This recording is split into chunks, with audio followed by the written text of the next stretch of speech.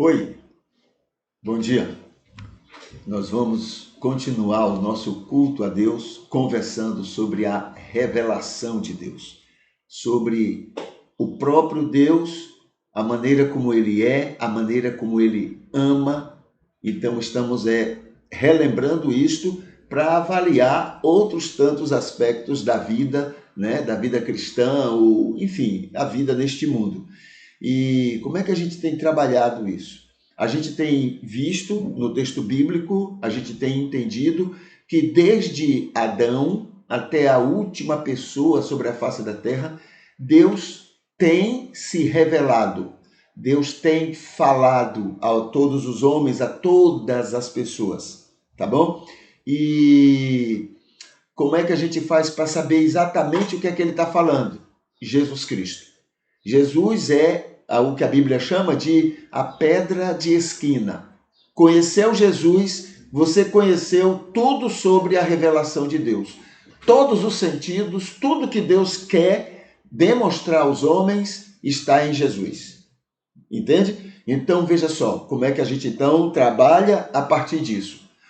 Tudo, qualquer coisa, dentro da Bíblia ou fora da Bíblia, dentro do cristianismo ou fora do cristianismo, tudo que seja coerente com o ensino e a vida de Jesus é de Deus.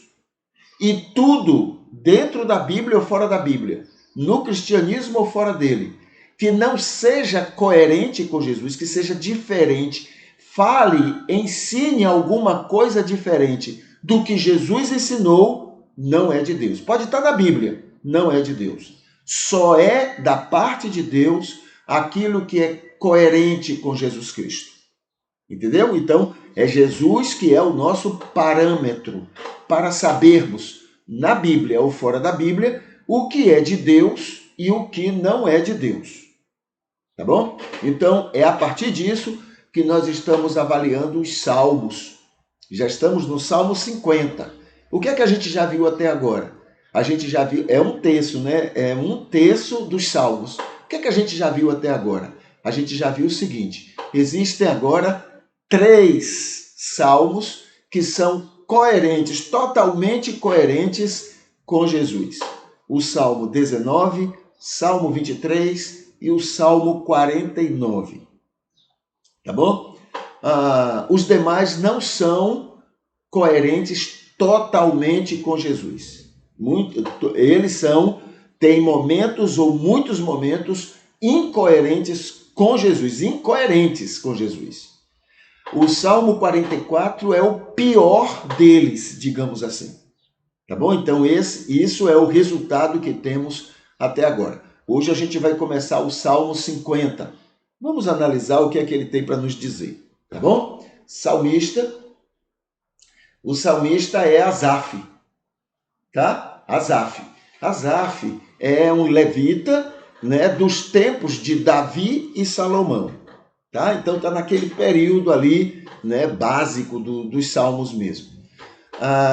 O salmo, o título que é atribuído a ele pelos tradutores é a essência do culto a Deus.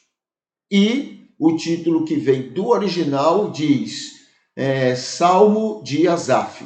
Tá bom? Quando diz de Asaf, é a mesma coisa de Salmo de Davi, quer dizer, foi escrito por Asaf, ou por alguém que ele mandou escrever, ou alguém escreveu em nome dele, né? Como se fosse ele, ou escreveu sobre ele. Tá bom? Então é isso que quer dizer esse de, né? Lá no hebraico. Vamos ver o que é que ele fala então. Hoje a gente vai analisar versículo 1 até o versículo 6.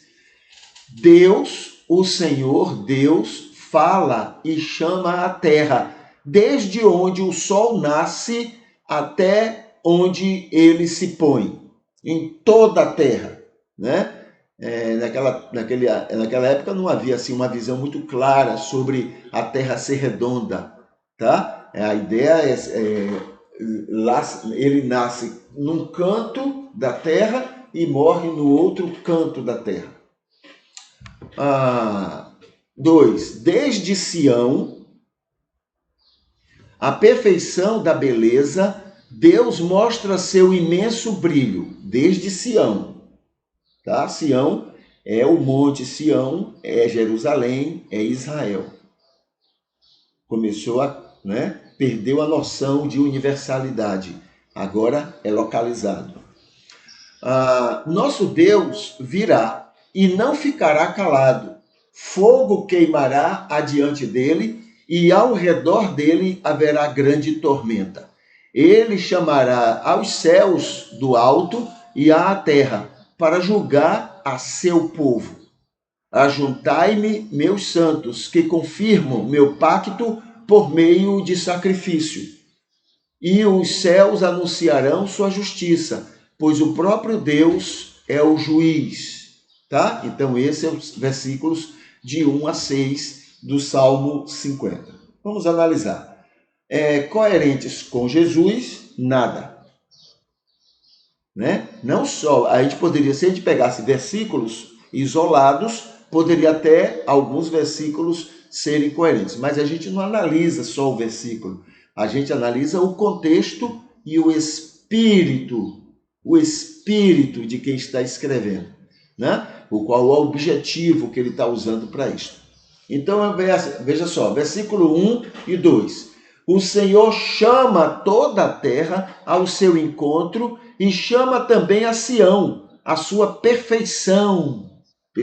Sião aí é Israel. A sua perfeição, o que é considerado, o que eles consideravam povo de Deus. E que Jesus disse, não, de povo de Deus eu não sou não. Jesus, Então, também a Sião, a sua perfeição, onde mostra seu imenso brilho. O salmista começa destacando sua prepotência, afirmando que de toda a terra, Israel é a perfeição do seu poder. Demonstra não conhecer o amor de Deus para com todo mundo, entendendo que somente um povo é escolhido, amado e protegido por Deus.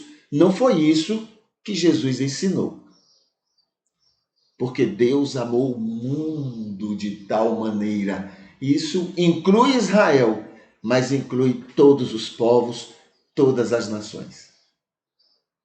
Amou igualmente todo mundo de tal maneira que por cada um destes ele deu o seu Filho unigênito. Versículo 3 é a segunda incoerência. Ele se apresentará diante do mundo e muito medo tomará conta das pessoas.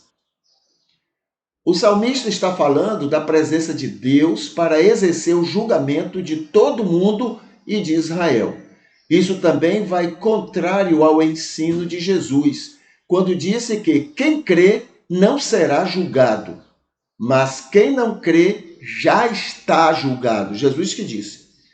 É algo que aconteceu desde a fundação do mundo, quando Deus já conhecia cada pessoa que haveria de nascer no mundo e soube, desde lá, o que cada um ia fazer em relação ao convencimento do Espírito. Todos aqueles que ele soube lá na fundação do mundo, que iria toda pessoa que iria se submeter a esse convencimento, ele então entendeu, ele viu, ele previu que essas pessoas iriam ser salvas. Versículo 4 é a terceira incoerência.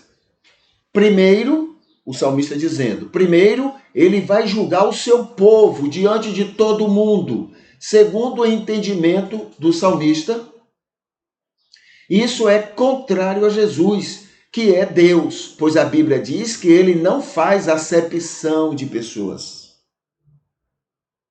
E que todos são pecadores e todos foram colocados debaixo do pecado para que ele agisse de amor igualmente para com todas as pessoas. Na visão de Deus, ninguém é melhor do que ninguém. Todos são indignos, todos são pecadores. Todos são carentes da salvação, todos são carentes da graça de Deus. Entendeu?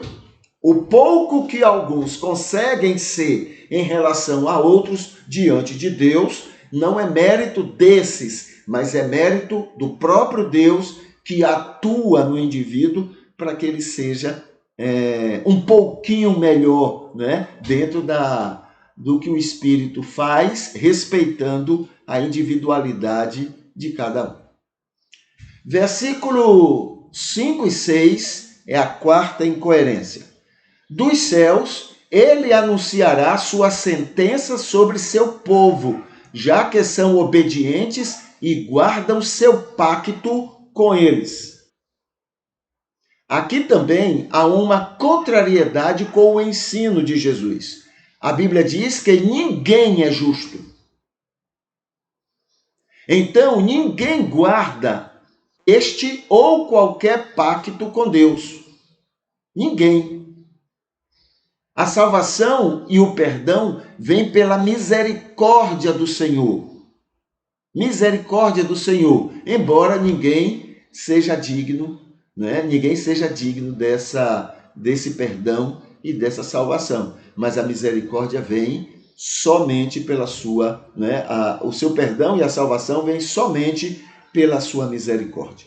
Tá bom? Então, este é o Salmo 50, né? Este é o Salmo 50, e pelo menos versículos de 1 a 5, e a gente já vê que ele não está coerente com o ensino de Jesus.